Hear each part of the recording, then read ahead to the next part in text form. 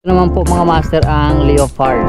Yan. Kung tingnan niyo siya, mayroon po siyang batik-batik na parang green.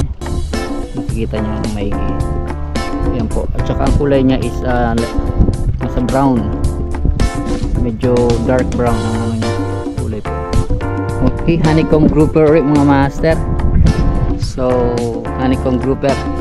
Okay na rin naman siya. Hindi na masyado maliit. Size na rin siya. Yan, ang ganda. Ganda ng kulay. Ito po yung honeycomb grouper. Marami kasing klaseng ang grouper. Mayroong leopard grouper, honeycomb grouper, at saka yung iba, nalimutan ko yung name. So kay Dusty uli nakahuli po. Yan o. Lure si Badin talaga ito. Nasa 9 grams siguro ito. Alright. Ito na po yung lure na pang trolling. Nakahuli ng grouper. Malaki na, buhay pa oh. Woo! Galing kay shout out kay Ariel Balino le. Ito yung lure mo na pinapilita sa akin. Nakilagay ko